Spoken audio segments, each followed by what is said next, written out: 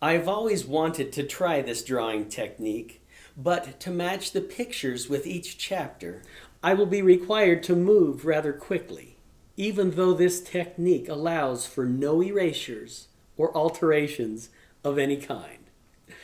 I've never done this before, so be kind. Or not. And if something does turn out bad or distorted along the way, hopefully it makes you smile. And if you ever find the drawing process itself distracting, simply close your eyes, and I'll show the pictures at the end of each chapter.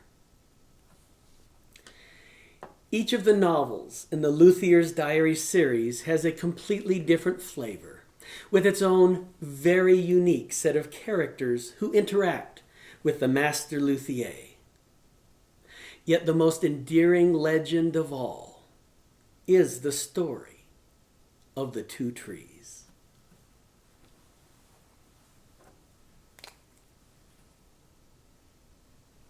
Two Trees. Copyright 2020 by Kevin Lee Luthier. Definition of Master Luthier: a legendary/historical maker of magical musical instruments, especially of the violin family. While many of the people, places, and events in this work are based upon reality, everything contained in this work should be viewed as a product of the author's imagination, as it is portrayed here. And while the author is considered by many to be a true Master Luthier, the Master Luthier portrayed in this work is an augmentation of what the author is and does. In other words, if you choose to believe everything in this book, you're dreaming. But that is not such a bad thing. This book is dedicated to my wife Cheryl, who sold her home so I could buy violin wood. Chapter 1. Richard. Applause engulfed the concert hall, and it surged to an almost deafening level when Richard Gaspar returned to the stage for his third and final encore. Almost deafening was the determining factor for Richard, a tall, distinguished gentleman of 34 with an obvious European pedigree. His image was striking and included olive skin, wavy jet black hair, and French-cut tails. Many great performers had appeared upon the glowing hand-rubbed surface, and this was not Richard Gaspar's first time. But more than 3 encores this evening would come across as arrogance, he surmised. I must wait until the audience unanimously decides it, and all the critics agree. Yet his stride was sure, his dark eyes glistened, and the sparkle of his provocative smile could be seen from the back row. Richard Gaspar had plenty of arrogance, but over 12 years performing in the public spotlight had taught him how to use it to obtain his goals without tarnishing his image. Someday it will be 4 encores, then 5, he mused, while turning to face over 3,000 admirers. The motion revealed an impress in his jaw and 2 large scars furrowed across his left cheek. They had hindered his execution of a perfect smile for over 17 years, but also added an aura of danger and mystique to his repertoire. His past had been carefully cloaked in mystery, and when audiences were asked to describe Richard's performances, their responses could include both uplifting and seductive, melancholy and exhilarating, all at the same time. Despite his popularity with the women, Richard kept all of his relationships skin deep, and whenever someone tried getting closer, the words careful and calculating were always among their comments. Richard raised a calm, steady hand against the blinding light and gazed to the back of the highest balcony. The view was breathtaking, and after reassuring himself that every seat had been filled, he lowered his head and savored the moment. When the timing was perfect, Richard lifted his violin and nodded toward the conductor, prompting the crowd to hush and lower in unison. He had chosen the final encore piece because it was passionate and moving. It was brilliant and it sparkled. But more important to Richard, it was nearly impossible to play, and none of his rivals dared perform it. Richard's arm flew with lightning speed, and his fingers began dancing upon the silver-wound strings, like the wings of a bumblebee bounding from flower to flower. He was in complete control, and able to hold any audience in silent awe, not because of any overwhelming emotions they experienced, but because no one had ever seen a more perfectly tuned machine. Richard intensified the music and increased the tempo until it was far beyond anything obtained in the rehearsal that afternoon. He smiled, because it was his favorite image of himself, that of a relaxed, contemplative virtuoso at center stage with a frantic orchestra struggling to keep up. Regardless of the speed, Richard's technique remained flawless, and he began relishing the words daring and inspiring as among those that would appear in the morning newspapers. As he finished, Richard's bow flew off the strings in flamboyant style, and he cradled the violin under his arm as though there had been no interruption of his bows or his acceptance of their praises. "Viva la Ricard!" was enthusiastically yelled, and Richard turned in its direction. His expression instantly transformed to benevolence, and he solemnly whispered, "Thank you," while humbly closing his eyes and bowing his head. Richard's audiences were more diverse than any other classical musicians, mostly because he didn't mind pandering to everyone, young and old.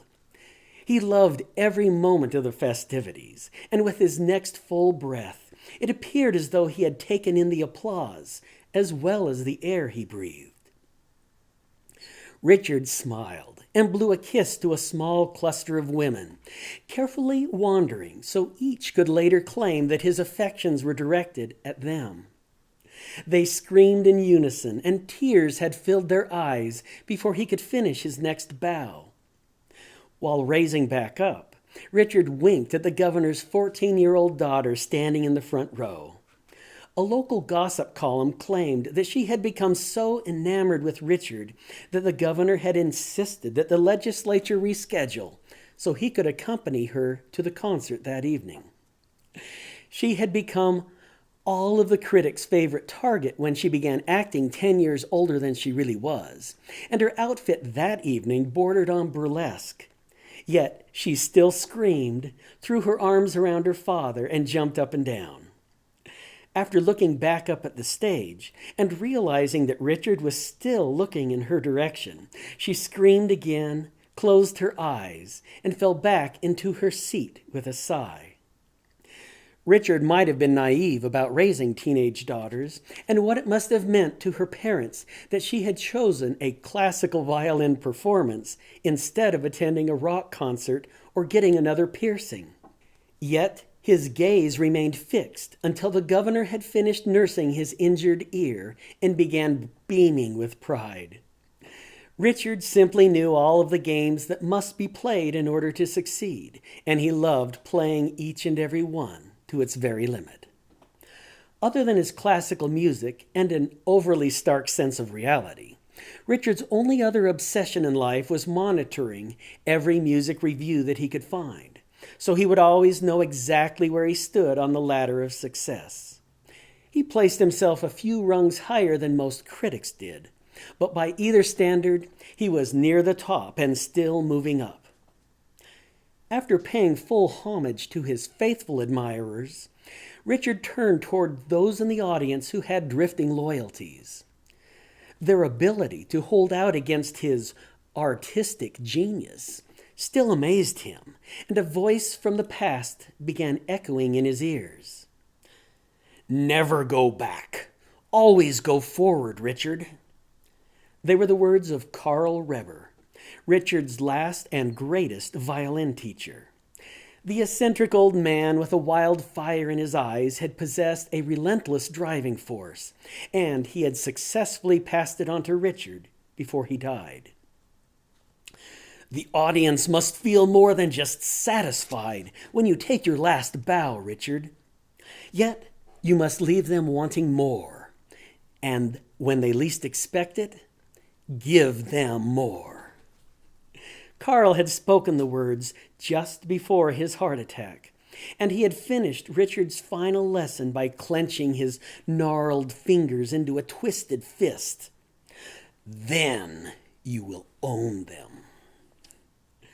One of my best performances, Richard congratulated himself while refocusing his attention on the audience. Even though there were faces already glancing toward the aisles, Richard couldn't help himself. He swung his outstretched arm back toward the orchestra, prompting yet one more surge in the applause, which, of course, he took for himself. Some of the violinists glanced up with forced smiles, while others perceptibly rolled their eyes. Yet each politely applauded him for the fourth and final time. They wish they were me, Richard gloated, while deciding to lift his hand only slightly higher in order to signify just how much credit each should be given. Richard knew that the musicians didn't really wish that they were him, yet each and every one of them wished that they could play as well as he, and to Richard Gaspar, that was just as good. Richard's gaze became critical as he rotated toward the next two rows of musicians. The violists were flat, he silently censured, while recalling each of their imperfections during his performance. Richard's smile then grew large, and he almost laughed out loud while recalling his favorite viola joke. A determined young musician decided that he would follow the greatest living violist and learn his secrets so that he could use them in his own career. He attended every concert. He stayed in the same hotels. He ate at the same restaurants, hoping to overhear anything that the old man might let slip out.